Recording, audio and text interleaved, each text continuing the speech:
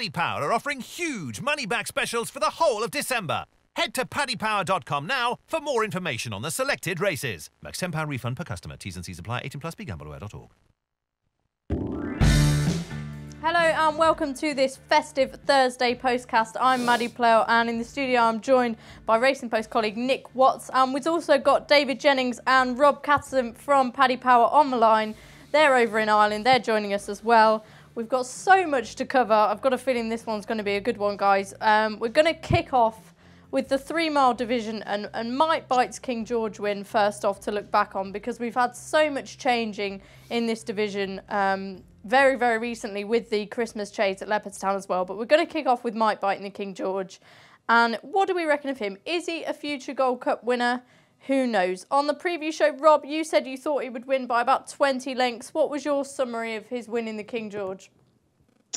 Yeah, well, I suppose 3 out. I thought he was going to win by 20 lengths because he seemed to have everything in control. He just wanted to do enough, and while he never looked like getting beat, he just, while he didn't impress, he wouldn't have put anybody off of backing him for the Gold Cup. And obviously what we saw today in the Christmas chase at Leopardstown, he's very much the horse to beat. You know, like he's obviously, he's a brilliant horse. He's got his kinks. I thought he'd win a lot easier than he did, but again, it never really looked in doubt, and I wouldn't put anybody off backing him for the Gold Cup.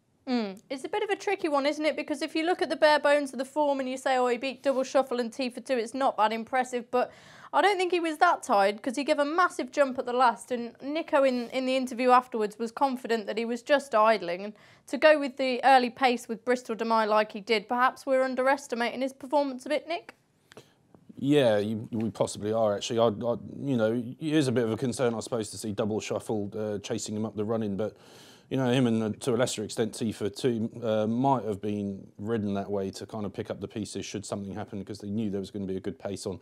The thing I liked about Mike Bite's performance is that he completely dismantled Bristol de Mai, who was kind of his main challenger. You know, the 2 horses, both in great form, both young up-and-coming chasers who arrived at the race at the peak of their powers, and he was the one that held his jumping together. He travelled really nicely, and Bristol de Mai was the one that made mistakes and ended up out, you know, he got chewed up and sent out the back. So that was really impressive from Mike Bite. I wouldn't pay too much attention to the fact that Double Shuffle finished second. You can get horses out running their prices in these races. He is a Kempton specialist, and he would have been ridden to get a decent chunk of prize money, which he did. So it's definitely advantage Mike Bite, I think, at the moment, bearing in mind what we saw at Leopardstown this afternoon, which I'm sure we'll come to later. Yeah, we're going to come to that shortly. DJ, anything to add on Mike Bite? What did you make of him?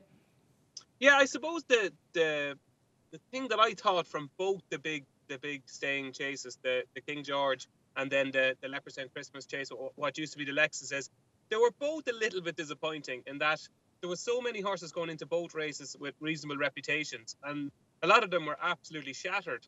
Like I can't remember a King George quite like it, in that Fox Norton, Whisper, Bristol de Mai, like they were beaten at halfway. They were basically beaten at halfway, and it's very strange to see a race, I suppose, deteriorate so rapidly. Like, it was really strange. And then to see Double Shuffle and T for 2, like, all Mike Bite can do is win, and he looked to be idling badly, and he looked to have loads left in the tank with the jump at the last.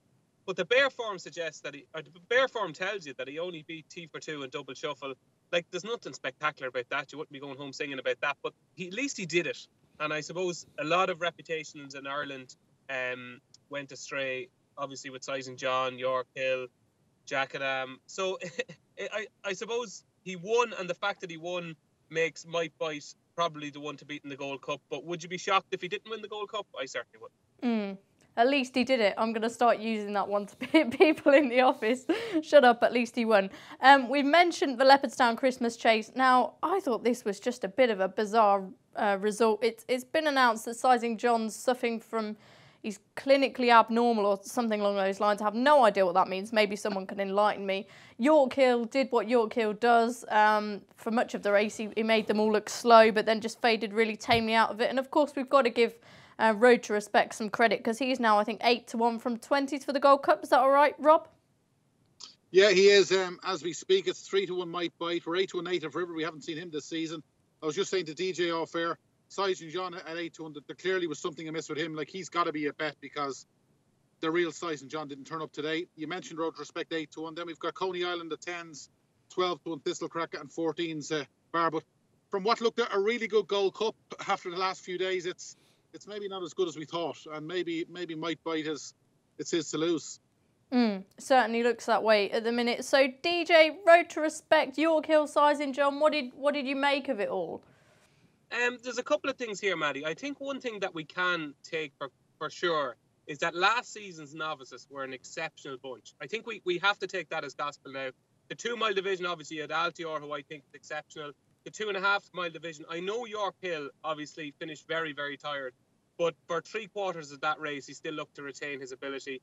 And, you know, Road to Respect obviously beat York Hill in the Ryanair Gold Cup at Fairyhouse. And then you're into the likes of Coney Island, who won quite impressively, I thought, at Ascot. And Annabelle Fly won the Paddy Power Chase off a mark of 1:48. So they were all novice. A lot of them ran in the Drimore last year at Fairyhouse. They were all last season's novices. And I think we didn't really, you know, see them as a particularly spectacular bunch. Mike Bite obviously won the RSA as well. I think at the end of the season we thought they were okay, and I think now we're realising that they're more than okay. And to be honest, the one who really excites me at the moment, because I think he's quite a good jumper who travels well and who has won at Grade 1 level, is Coney Island. I know Frank Hickey from Paddy Power.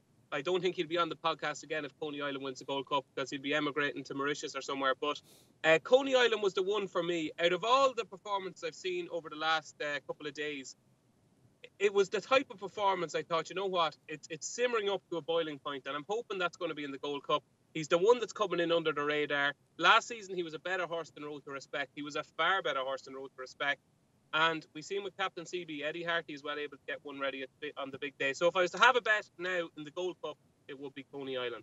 I like the sound of that. I think Frank will, like you say, never be on a postcast again. Let's talk about some of the beaten horses. We've said that Sizing John, he can't be, you know, we've got to forgive him that run. Our Duke, another who we've not seen because he's been out injured. So maybe, you know, he could come back and pose a bit of a threat. In the King George, we've got the likes of Thistlecrack, Bristol Demite and Whisper. Where do we see these beaten horses going? Well, I think you'll see York Hill come back in trip. Maybe he's just too exuberant to last hurdles? out. I wouldn't say hurdles. I didn't think there was much wrong with his jumping today. I thought his jumping was fine. I always prefer to see Ruby on his back than Paul Townend, just because I think he is a very difficult ride, and it's no disrespect to Paul Townend at all, but I just think Ruby's got a kind of special connection with him. Confidence is always raised when he's on board. I imagine he'd be coming back in trip, possibly the Ryanair. And DJ mentioned last year's novices. You look back at the JLT, that was a fantastic win, because obviously he beat Top Notch, who looks great. I think Politolog was 4th, I think Disco was 3rd, so that was a real top-notch race. And York Hill won it nicely, so I wouldn't rule him out of anything at Cheltenham except for the Gold Cup. So yeah, I mean, I imagine he'll come back in trip. Our Duke, we haven't seen him for a long time, but at least he got his bad run out of the way early, if you like, and he's on the road to recovery now. And again, he was another fantastic horse towards the end of last season. Coney Island, I can see where the boys are coming from with that one. The only thing I don't like about him at the moment is I didn't get on before Ascot, so the price 10-1 now. I'll give you some of mine, Nick. Sorry? I'll give you some of mine. Oh. You can't be that keen on him if you're willing to give it away. Yeah, I mean, that race at Ascot did fall apart a little bit, but I can see, you know, if you look back to last season's form, he looked good. But I thought there's more to take from Thistlecrack as well. You know, these horses that come back after injuries, I don't think it's as easy as that just to bring them back and for them to be immediately as good as they were beforehand. I think it takes a bit of time, and we'll probably find that with Min as well, who was disappointing yesterday. But I thought Thistlecrack's second run back, there was a lot more to take from that King George run. I really hope they don't go to Cheltenham at the end of January on that horrible ground for Trials Day. That's a real ball breaker of a race, that Cotswold Chase, as we saw last season with what happened to Many Clouds. I think they'd do well to avoid that and possibly go for that Grade 1 at Ascot in mid-February that Q-Card won a couple of years ago over 2.5. That could be a really good lead into the festival for Thistlecrack, and I wouldn't give up on him just yet. That's kind of what I'd take from the beaten horses. Thistlecrack, more to come. Our Duke, let's hope for some positive news about him soon. If I was to put one up at this stage for the Gold Cup, the guys might laugh at me, but he's so solid. I think Connections, a Black Lion, might consider having a crack with him now. He looks a better horse now than he did this time a year ago in his first season out in novices. Really good run in the Weatherby and the Charlie Hall, and followed up with an emphatic victory in the Beecher Chase. He stays, he jumps, he's got a touch of class. He's 25, 33 to 1, something like that. I could easily see him running a place. Much worse horses than him in the past to finish placed in the Gold Cup. You're putting us all to shame there. That was brilliant analysis. Rob, what price can we get on Black Lion for the Gold Cup, and what do you make of Watsy's selection? Yeah, he's 20 to 1. I suppose a lot of horses have shortened because of the result today in the Christmas Chase. There's no horse that you could discount in the Gold Cup, given that we've seen it in recent days. And Black Lion at 20s, if he goes, he'd have his chance. As I said beforehand, I just think he can put a line through size in John Drun today. He was beaten far too out, in my view, to be his true running. And to me, he still sets the standard. And an 8 to 1, he looks a great bet. And I'd say he'll go straight to Cheltenham now. I'd say they'll get him ready for Cheltenham, and they'll have a crack at renewing his title. Okay. You mentioned Min Watsy. We'll move on to the 2-mile chases now. We obviously saw Politolog winning the Desert Orchid Chase at Kempton. Thankfully, Special Tiara was up all right after his tumble. And then we also saw the Paddy Power Rewards Club Chase at Leopardstown. That was awarded to Simply Ned, of course, as Min pushed him through the rail. First off, are we all in agreement that Simply Ned should have been awarded that race? And what do we think of Min's Champion Chase credentials now? Rob, I'll go to you first. Well, I thought Min was the better horse. I've looked at it a number of times, and I don't think Simply Ned would have ever passed him. But the rules are rules, and there's no doubt about it. He had to get thrown out. Like when you see what he did to Simply Ned, like he's put him through the rail pretty much twice, and part of the railing has gone flying. So it was the right call, even though Min was probably the best horse. He hasn't done his Queen Mother Champion Chase credentials any good, and he might be a Ryanair horse, but it really looks Altior's to lose now. Now there's talk Duvan might be okay after all. It was mentioned in RT Racing yesterday that he might not actually be ruled out for the season, but it looks Altior's to lose. But there's a doubt about him. We saw Politolog win since, and maybe Undersow might come into the mix now. But if Altior doesn't run, it's going to be a fairly average renewal. If he does, he's probably going to be the banker of the week for many. Wow, so breaking news, Duvan could be okay after all. Who knows? David, Min, was he running right up to his best, do you think? Or do you think he's just not perhaps the horse we thought he was? He was very, very disappointing. Like I'd say we seldom say that about a horse who passes the post in front, that he was just incredibly disappointing. The fact that Simply Ned, at the age he is, and the fact that he was running the race for the 4th time, and looking at the way Duvan used to destroy Simply Ned when he came over to Leopardstown, you know, it was just bitterly, bitterly disappointing. He looks like he needs further, but then, like, it looks like all of Willie's are tailor-made for the Ryanair. Undersow, York Hill, Min, they all look Ryanair type. So I don't know what way he's going to work it out. Maybe York Hill could be the one to go for the Queen Mother.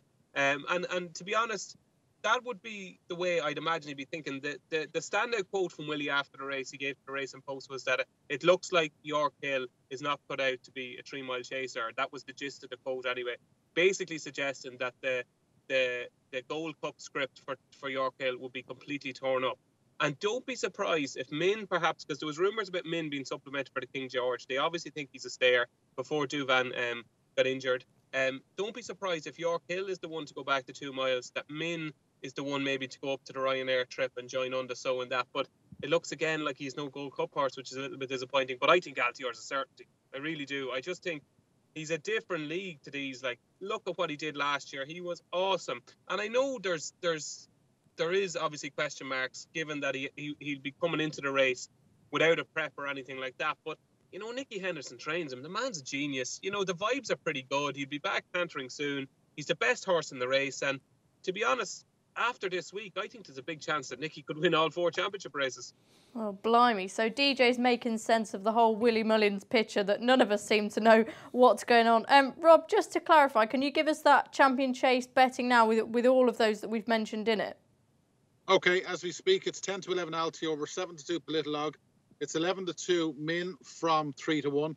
It's 7's York Hill and Undersow. We're 8's Fox Norton, and we're 20's Bar. That just sums it up, doesn't it? What's he? Obviously Fox Norton as well, so disappointing in the King George. He was pulled up. Perhaps he'll go back to 2 miles now and could be a contender. But who would your money be on in the Champion Chase at this stage? York Hill could be a really interesting angle.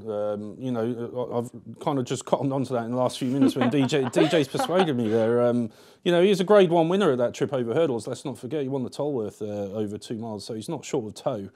Yeah, and it's either going to be that or the Ryanair, isn't it? And there are plenty of options for the Ryanair. Just going back to Min for a minute. I mean, yes, on the face of it, he was very disappointing, but it's the same point I made with Thistlecrack earlier. I think sometimes with these horses coming back off injuries, it just takes them a while to get back in their step. And the race he won at Garin on his comeback was a nothing race at all. We didn't really find out anything about him whatsoever. It was a 3-runner race and he won by miles. This was, admittedly, it's back into Grade 1 company, not the best Grade 1 potentially, but...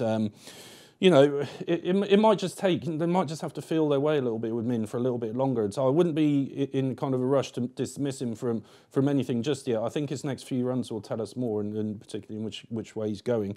Did it have me wanting to leap out and back him for the champion chase? No, but I haven't given up on him either. Okay, moving on to novice chasers and hurdlers, some that we've seen over the festive period. First off, Footpad. Now, he's one we're all got to get really excited about. Now he's the Arkle favourite. The owners have So Royal as well as a contender for that race. Black Courton, of course, won the Corto Star Novices Chase for Bryony Frost. What a brilliant win that was. Surname as well won the Wayward Lad, which has a great roll of honour. Whiskey Tower was a dramatic winner.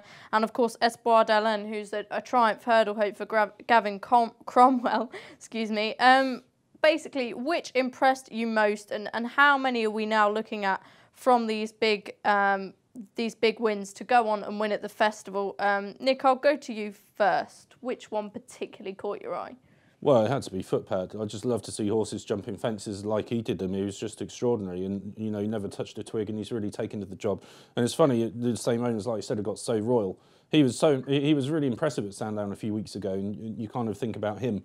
But then Footpad really raised the bar, I thought, at Leopardstown. I just thought it was fantastic, and it's a joy to watch horses jumping like that. You so often see them like blundering through fences, losing their rhythm, that kind of thing. This horse he was poetry. He really was. He looked absolutely fantastic. Espoir d'Allen looks very good. You'll be getting a bit nervous now because I know you like Apple Shakira for the Triumph Hurdle. So would he run both against each other in that? I'm not sure. And I was impressed with If the Cap Fits as well. I should give him a mention on Boxing Day. Now, I could be joining Frank Hickey and Mauritius if this horse wins at Cheltenham. Yeah. But I've backed him for the Ballymore, and I wasn't expecting him to show the speed he has done. So it might be a case of the right horse, but for the wrong race. To win the Ballymore. So, yeah, I don't know. I mean, I was obviously pleased to see him win on Boxing Day. It seems to be the way of, you know, the thinking now that he will stick to the 2 mile route and go for the Supreme. I'm very much hoping he changes tack. So, but I was impressed with him as well. Okay, very comprehensive there. DJ, what did you make of all this Footpad? He's just magic, isn't he?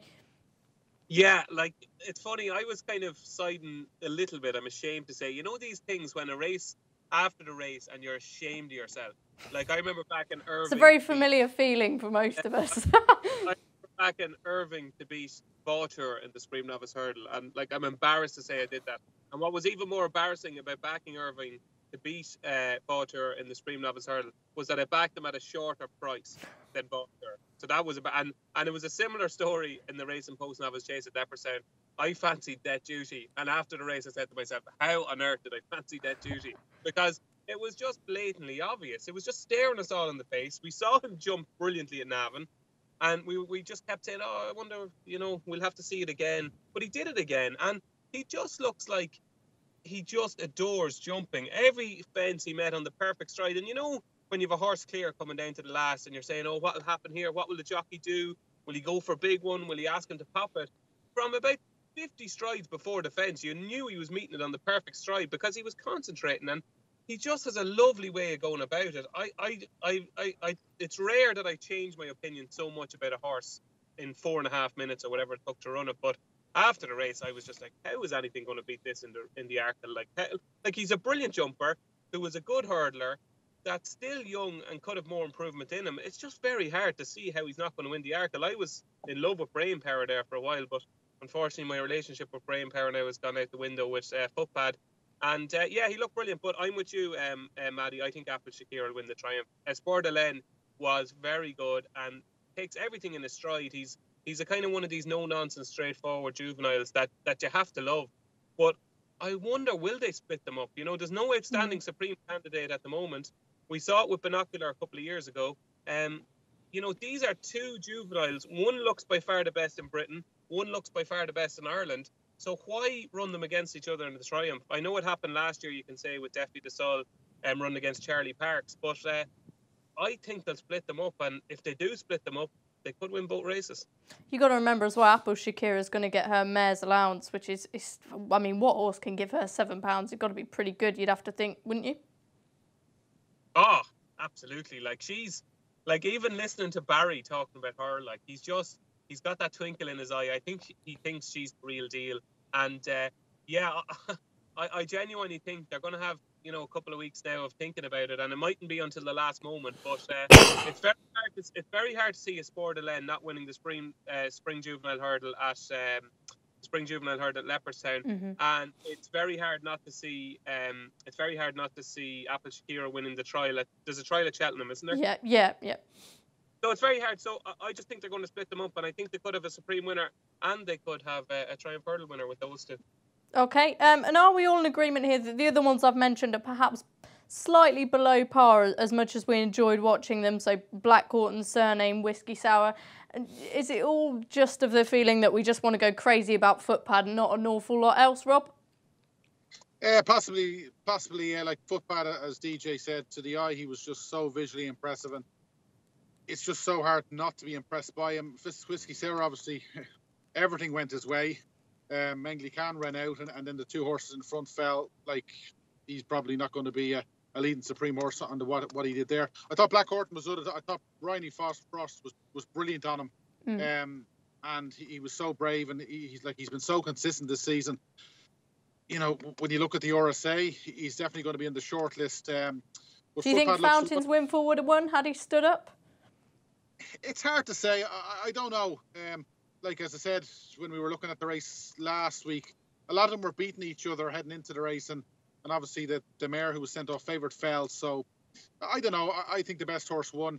Again, with JP's two juveniles, like when you look at the Supreme Novices, it doesn't look a great renewal. So there's every chance you'd have thought that JP's possibly going to run one of those. I think he's done it in the past. And I thought Willie's bumper horse, he didn't have a great day today, but he's won the bumpers in the first two races. I thought Carefully Selected yesterday looked really good. He was very like, to me now, when I didn't back him, but as he was winning, I said to myself, this is a good horse. And I think, and well, he's lucky enough now. The bumper horse beaten today, but he seems to have a pretty good crop this year. Holographic looks tailor-made for the bumper. But I thought Carefully Selected yesterday looked top drawer. Okay, before we move on, just want to ask you, Footpad, Carefully Selected, any other performances that we've seen? Have we had any big moves for Cheltenham in the markets? Obviously, Footpad's got to be a short price for the Arkle now, hasn't he? He is, yeah. He was threes across the board. I think he's generally a 7-4 chance now. And like as DJ said, when you look what's against him, you're sort of saying to yourself, you know, is this the time to back him? Like So Royale's there. I think, in fairness to the owners, I think they've pretty much said they've no problem running the two of them against each other. Obviously, people are saying, you know, one might go for the JLT. Footpad obviously has been placed in Grade 1 company over 3 miles, so he could step up and trip. But it looks as though the two of them are going to take each other on. Ruby might find himself a Footpad if he's back. Petit Mouchoir obviously has had a setback, and then you've got Brain Power and North Hill Harvey. Like 7-4 Footpad come today, that could be a hell of a price. Obviously, Espoir de Len, we didn't really change him because he did pretty much as we expected. The Gold Cup market obviously has been turned on its head. There's been a few market movers, but Footpad's been the main one. Okay, brilliant. And now just a horse from each of you to put in your RP tracker. DJ, it says here you tipped up Annabelle Fly on the tipping show and you think he's a future Group 1 horse. And we're going to move on to the Christmas hurdle shortly as well. Of course, Apple's Jade winning match. He looks likely to go the mare's hurdle route once again this year. What's your tracker horse? I thought Fountains Windfall was a bit unlucky to fall in that Feltham chase. I know that's 2 Fs next to his name now, but I wouldn't be surprised if he'd have won that. If he can I think he looked like the winner at the point he was falling, didn't I thought he was travelling very, very well, and I think, you know, a bit of spring ground suits him. If he can just, I don't know, just do something with his jumping, just make him a bit safer, I'd not just get his head in front again. I think he'd still do great things, all those, you know, obviously those 2 Fs is a concern, but I wouldn't give up on him. Okay, David? Yeah, Sharjah obviously I thought was going to win very easy, and it's funny. Do you know what horse I think there's been an overreaction to, and I still think he's a big price, is Lammy Surge in the Stayers Hurdle. Now, I know everybody will groan when I say that and say, oh my God, he finds nothing off the bridle. But I thought, I actually tweeted after the race, I thought it was one of the best losing rides I've ever seen. I thought Daryl Jacob was absolutely brilliant on him, and it was just pocket talk punters giving out about him on Twitter. But if you flip that around and literally flip it around, he's going to be going left-handed, and there's going to be a faster pace on better ground in the Stayers hurdle. He's 14-1 with Paddy Power. Like, Nichols Canyon, unfortunately, is dead now, so he's not going to be running the race, obviously. Sam Spinner is now 4-1, and Lammy Surge is 14-1.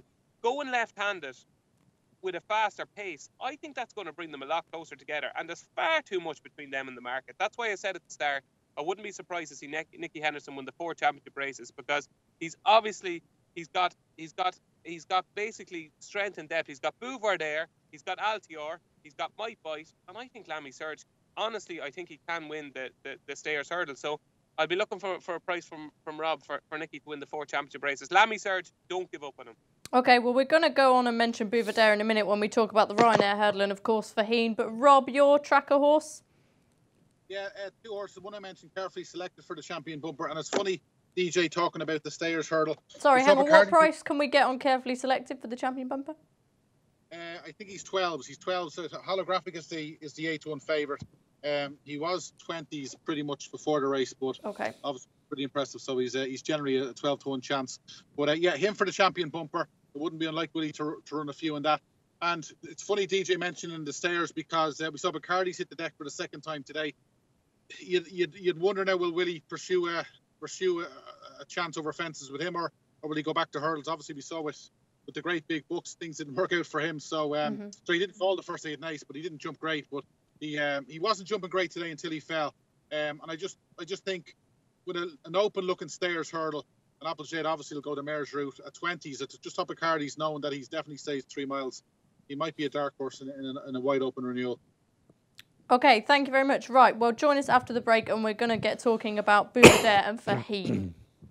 Paddy Power are offering huge money-back specials for the whole of December. Head to paddypower.com now for more information on the selected races. Max £10 refund per customer. T's and C's apply. 18+, BeGambleAware.org.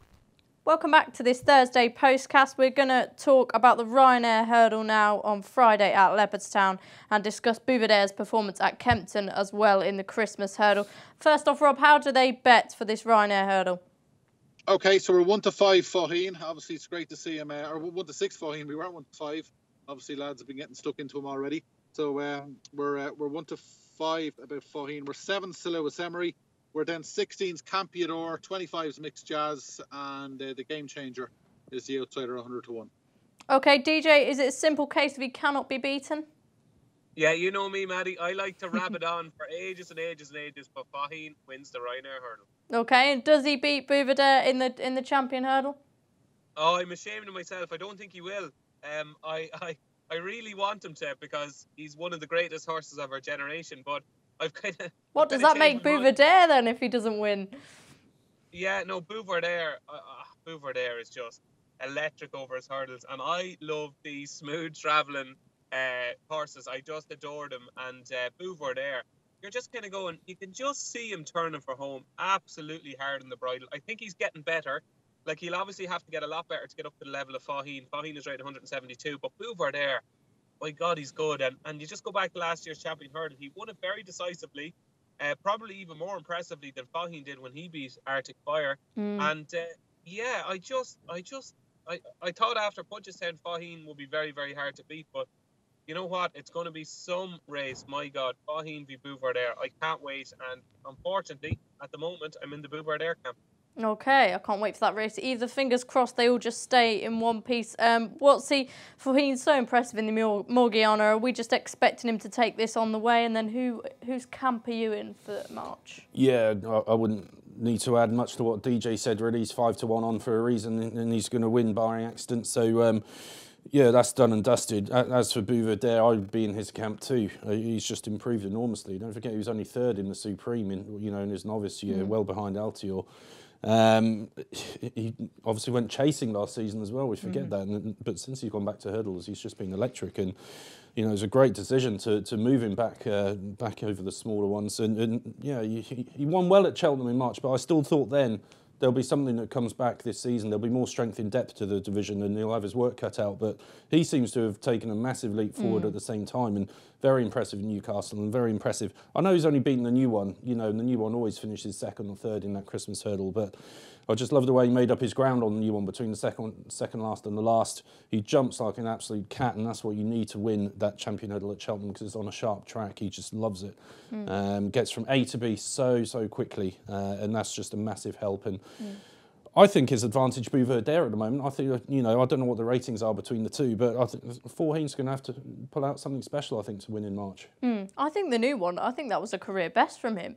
And he breached £1 million in prize money, exactly, so you can't knock him, can you? It's a win-win situation, but I think he jumped fantastically, the best he's ever jumped. He stuck at it, as he always does, and he's a really good yardstick to judge it by, and Bouvet just walked by him as if he wasn't even there. Rob, betting for the champion hurdle, can we have all the way down? Well, it's a two-horse race. We're 13 to 8 each of two, Bouvet there and Forheen, and it's pretty much 14 to 1 bar, so...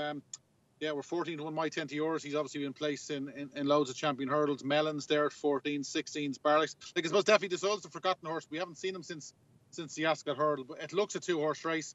I got to go against the lads. I can't see Forheen getting beat. I just think, you know, presuming everything goes to plan in the Ryanair hurdle, he'll just pop out in front. To me, he's unbeatable if he turns up. And but it's what, listen, this is what we want. We want a big head-to-head in a championship race.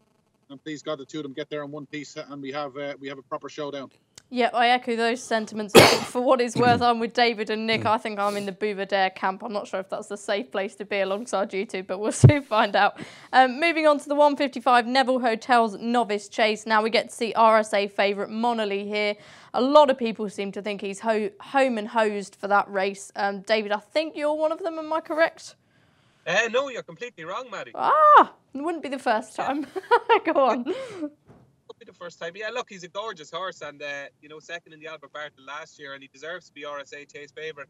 Will he win this race? I am not convinced. I think this is a decent race. It's funny, all might laugh here, but I fancy one that Paddy Power currently have 25 to 1, Maddie. Oh, blimey. Do tell. Yeah, I was trying to keep you in suspense there. That didn't work. I fancy Denaria de Zobo, trained by Gordon Elliott, ridden by Dennis O'Regan. She's a 4-year-old filly that gets £16 from Monolly, and I just think Monolly will have to be very, very good, and he could be to give her £16. She will absolutely adore this ground. Go back to her as a juvenile hurdler. She beat 2A Permis, who turned out to be a decent enough yardstick, by 29 lengths on bottomless ground at Cork. Again, she was a little bit disappointing at first glance in the Drimmoor area. She's beaten 9 3/4 lengths by Death Duty. The ground probably wasn't soft enough for her there, and they probably didn't make enough use out of her, but she didn't run it all badly. She was bang there at the second last, and I think she's crying out for 3 miles. And it's funny, you know, I met Gordon there saying, I said, Gordon, am I absolutely mad to be fancying Denaria de Zobo in this race? She's 25 to 1. And he kind of looked at me and he said, is she really 25 to 1? He says, no, you're not mad at all. You know, he said that, you know, Shattered Love might be slightly better than her, another filly has in the race, but obviously Denaria de Zobo gets all the weight. She loved the ground, and there is no way in hell that she'll go off at 25 to 1. I'm telling you that now. So my advice would be snap up 25 to 1 and maybe lay a bit off them. Okay, advice is going to be taken. Rob, what price Monolly, the rest, and Denaria de Zobo? Right, so we're 10 to 11. We're 4 to 5 now, Monolly, from 10 to 11. It's then 6 to 1 Rathfinden, who was second in the Drinmore. We're then 9 to 1 Jury Duty, whose form's worked out. He beat Presenting Percy, and Presenting Percy has won since. And it's 14's bar. This is one of the races at Christmas. As DJ said, it's a brilliant race. This favourite Monolly will have to prove that he's the real deal if he's going to win this. He's short at 4 to 5. There's plenty of value out there. As DJ said, the filly's getting all the 11s. I think Rathfinden up to 3 miles could be a different prospect than he was in the Drinmore. I fancy him to beat Death Duty. Death Duty a bit too much toe for him then, but up to 3 miles at 6 to 1. Really had a rotten day today, but I think things could get better tomorrow.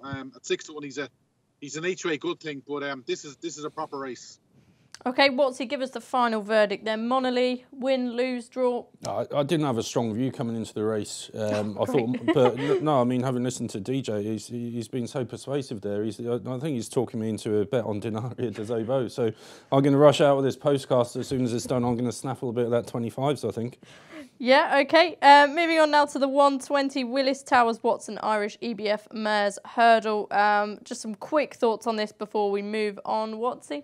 Let's Dance is running this. I love that mare. I thought she was great last season. She got on a real roll and she was winning race after race.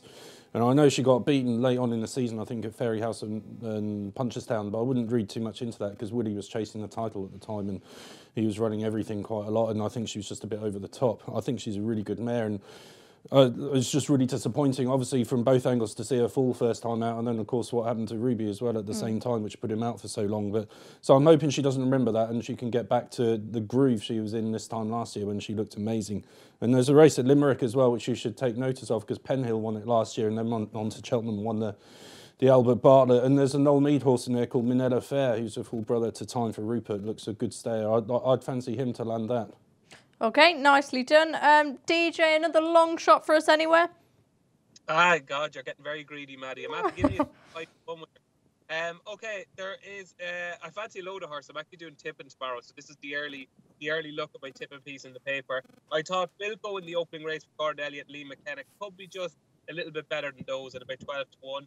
That's in the opener. I think Ballyward is very good and will win the 2 mile 4 maiden hurdle. That'll be odds on for Willie Mullins. I thought Forge Meadow was a big price. It's 11-2 with Paddy Power.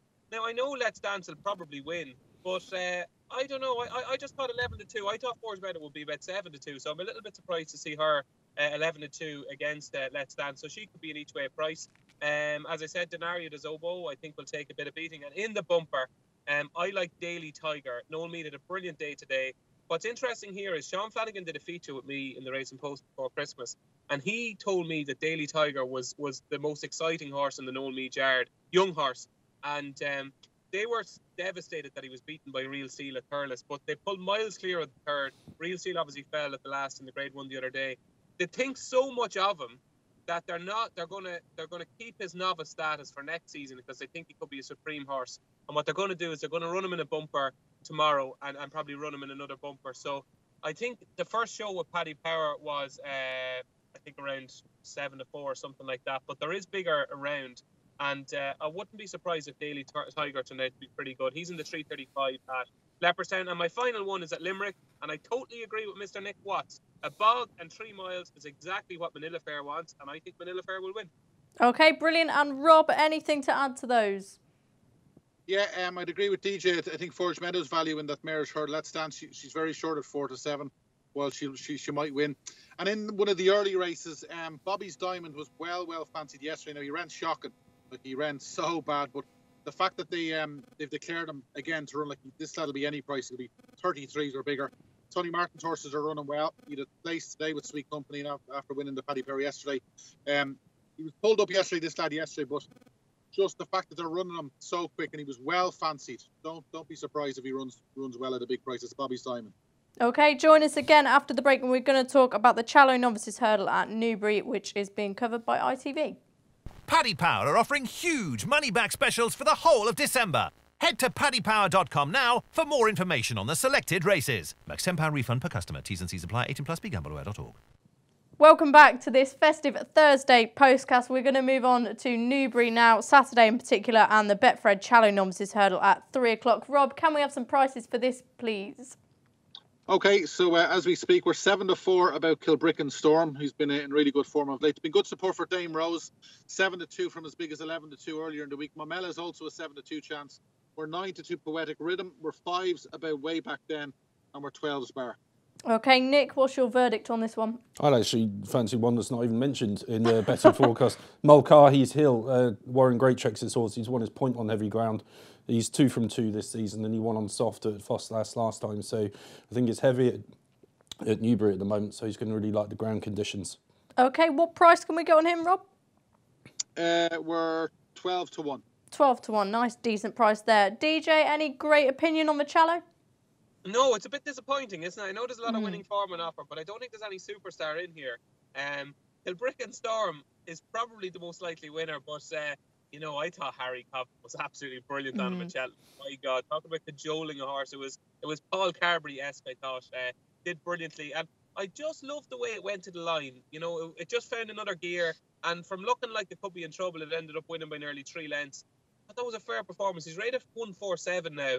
Like, it'll be watching it behind your fingers because he's that type of horse. But I think he's got a lot of ability. And while it's extremely boring, I know, to be tipping a 7-4 favourite, but I did give you 25 to 1 winner for Leopardstown on today. So, yeah, I'm going to side with the favourite here, Kilbrickenstorm at 7-4. Winner's a winner. What's he just quickly, the mare, do you give her a squeak? Yeah, she won at Newbury last time. She won well, didn't she? Beat Cap Soleil that day. So, yeah, she'd have a chance. Although the post-race quotes from last time suggested she was going to stay at 2 miles. So whether she goes for this or not, I'm not sure. Okay, and we've not got any final declarations. So has anyone got any early fancies for the other TV races from Newbury? We've got a handicap hurdle that Whisper won in 2013. Knock and Rawley won the Mandarin back in 2014. He's back again. And then Acting Lass is favourite, very interesting horse for Harry Fry in 3:35 as well. We've got, then again, Haydock and Taunton as well.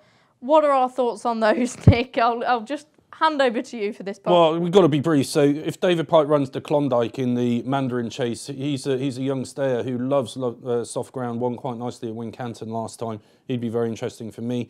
And it could be a royal winner in that Mare's Hurdle down at Taunton. Sunshade runs, good winner at Market Raising last time. She looks quite useful. I think she could take all the beating, so I'll leave it there. Okay, DJ, anything to add? Yeah, I really like one in the... it's the novices handicap chase. I think it's a 3:35. It's the last. It's the last throw of the dice. I like Acting Lass, who I thought was very, very impressive at Market Raising. I just love the way he went about it. He's only a 6-year-old, and if you go back to his early form, he was second to Finian's Oscar in a novice hurdle at Hereford, and looks tailor-made for chasing, I thought. And yeah, Acting Lass would be the one. It mightn't be much of a price. I think it's only, at the moment, it's only about 5-2 at Paddy Power, but I wouldn't be surprised if it even went off shorter. Could have a future over fences. Acting Lass in the 3:35. Thank you very much for that. And Rob, anything to add finally? No, I agree with DJ in the big race to Shallow. I thought the favourite would take a lot of beating. It's going to be a proper slog on that heavy ground, and I think that'll be right up his street. So I'd agree with DJ in the Shallow. Okay, excellent. Well, thanks for joining us. It's goodbye from us lot. We'll be back on New Year's Eve to preview all the action from Cheltenham, of course, on New Year's Day, and take stock of all the Christmas highlights in Britain and Ireland. Make sure you never miss another show by subscribing on iTunes. Join us then. Paddy Power are offering huge money-back specials for the whole of December. Head to paddypower.com now for more information on the selected races. Max £10 refund per customer. T's and C's apply. 18+. BeGambleAware.org.